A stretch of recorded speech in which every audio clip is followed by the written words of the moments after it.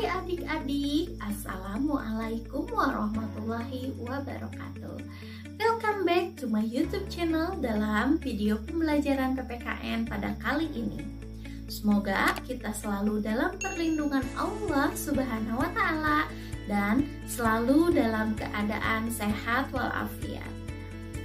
Sebelum pembelajaran ini dimulai, marilah kita bersama-sama berdoa menurut agama dan kepercayaan kita masing-masing. Berdoa dipersilahkan.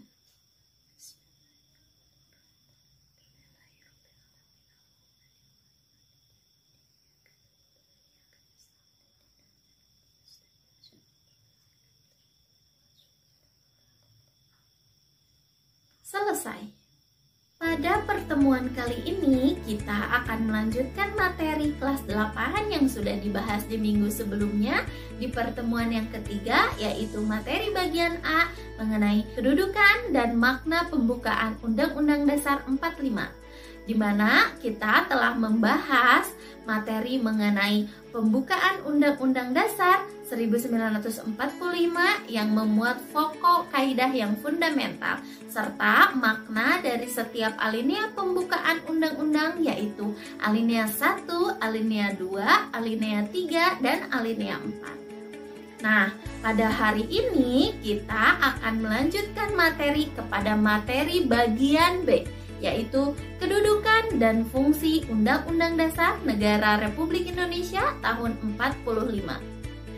Pada bagian 1, kita akan membahas mengenai kedudukan Undang-Undang Dasar 45 dan bagian yang kedua akan membahas sifat dan fungsi dari Undang-Undang Dasar 1945. Sebelum membahas materi kali ini, silakan persiapkan terlebih dahulu yang pertama, mempersiapkan buku tulis dan alat tulis untuk dapat mencatat poin-poin penting dari materi yang akan disampaikan. Yang kedua, silakan persiapkan buku paketnya ya, halaman 36 sampai 40. Pada kelas 7, kalian telah mempelajari bagaimana Undang-Undang Dasar Negara Republik Indonesia tahun 1945 disusun dan ditetapkan. Selanjutnya, pada kali ini marilah kita pelajari bahwa Undang-Undang Dasar bagi sebuah negara sangatlah penting. Undang-Undang Dasar pada awalnya lahir untuk membatasi kekuasaan raja yang pada waktu itu berkuasa dengan sewenang-wenang. Undang-Undang Dasar diperlukan untuk mengatur hak dan kewajiban penguasa untuk memerintah serta hak dan kewajiban rakyat yang diperintah. Undang-Undang Dasar pun diperlukan untuk mengatur jalannya pemerintahan. Jika suatu negara tidak memiliki Undang-Undang Dasar, maka akan dipastikan akan terjadi penindasan terhadap hak asasi manusia. Adapun latar belakang pembuatan Undang-Undang Dasar bagi negara yang satu berbeda dengan negara yang lain. Hal ini dapat disebabkan karena beberapa hal, antara lain sejarah yang dialami oleh bangsa yang bersangkutan, yang selanjutnya cara memperoleh kemerdekaan bangsanya, bisa juga dipengaruhi oleh situasi dan kondisi pada saat menjelang kemerdekaan bangsanya, dan lain sebagainya. Menurut pendapat Bryce, seperti yang dikutip oleh artonangblogspot.com, hal-hal yang menjadi alasan sehingga suatu negara memiliki undang-undang dasar adalah sebagai berikut. Yang pertama, adanya kehendak para warga negara yang bersangkutan agar terjamin hak-haknya dan bertujuan untuk mengatasi tindakan-tindakan para penguasa negara tersebut. Yang kedua, adanya kehendak dari penguasa negara atau rakyatnya untuk menjamin agar terdapat pola atau sistem tertentu atas pemerintahan negaranya.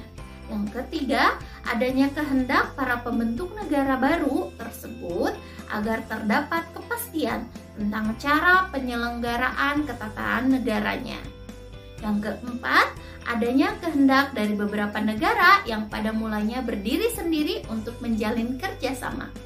Berdasarkan pendapat Bryce tersebut, dengan adanya Undang-Undang Dasar dimaksudkan agar terjaminnya penyelenggaraan tata kehidupan negara secara pasti, dalam arti adanya kepastian hukum.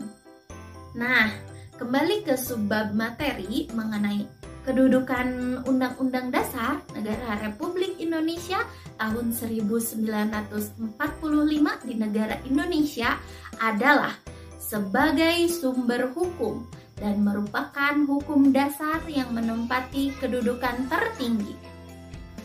Dalam kedudukan sebagai sumber hukum yang tertinggi, setiap peraturan perundang-undangan di bawah Undang-Undang Dasar 1945 harus berdasarkan dan bersumber pada Undang-Undang Dasar Negara Republik Indonesia tahun 1945. Dengan demikian, Undang-Undang Dasar Negara Republik Indonesia tahun 1945 mempunyai fungsi sebagai alat kontrol, alat pengecek apakah norma hukum yang lebih rendah yang berlaku di Indonesia sesuai atau bertentangan dengan ketentuan Undang-Undang Dasar Negara Republik Indonesia tahun 1945. Sebagai hukum dasar tertinggi, segala peraturan perundang-undangan di bawah Undang-Undang Dasar tidak boleh bertentangan dengan Undang-Undang Dasar itu sendiri. Undang-Undang Dasar Negara Republik Indonesia tahun 1945 adalah keseluruhan naskah yang terdiri atas pembukaan dan pasal-pasal. Pembukaan dan pasal-pasal tersebut merupakan satu kebulatan yang utuh.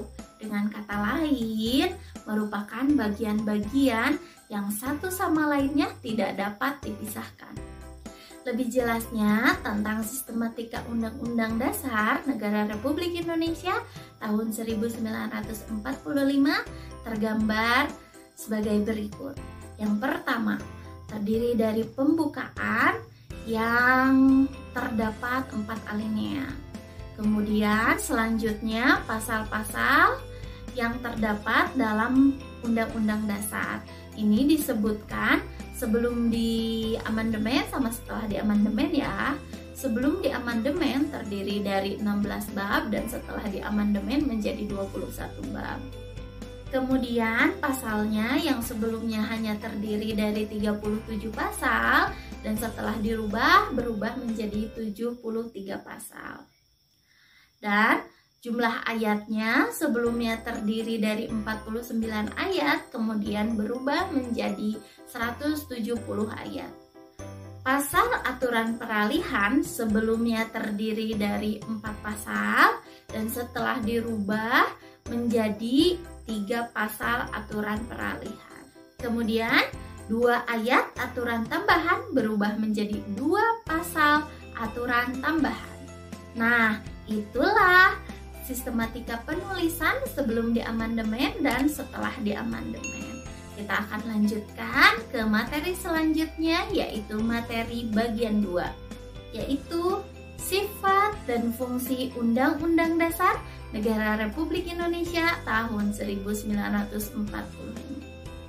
Sebelum membahas materi sifat dan fungsi Undang-Undang Dasar Negara Republik Indonesia tahun 45 ini, mari kita pelajari terlebih dahulu mengenai konstitusi.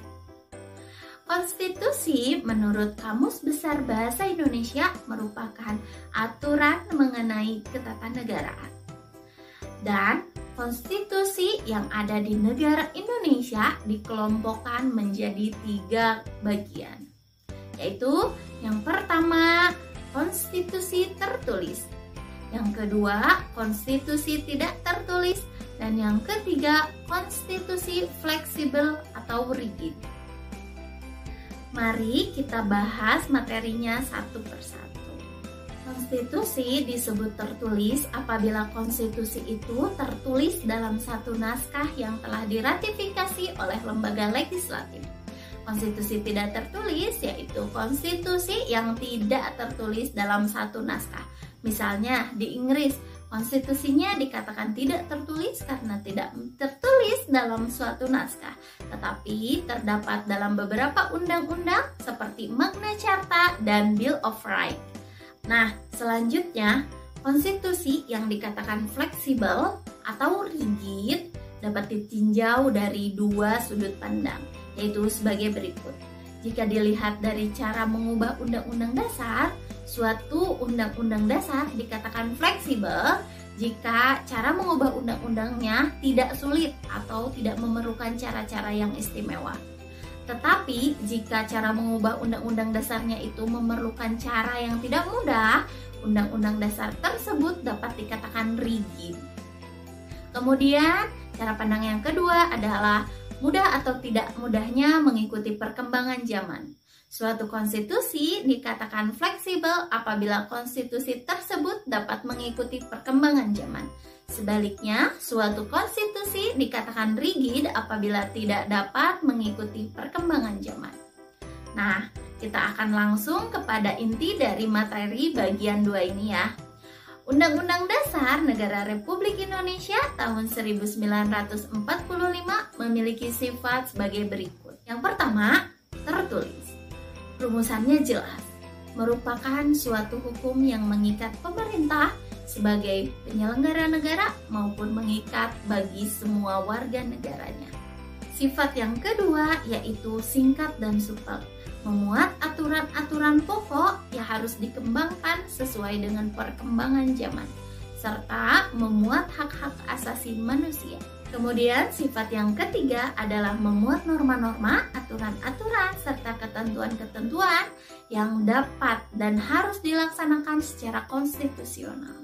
Yang keempat, merupakan aturan hukum positif yang tertinggi, juga sebagai alat kontrol terhadap peraturan perundang-undangan yang lebih rendah dalam hierarki tertib hukum di Indonesia.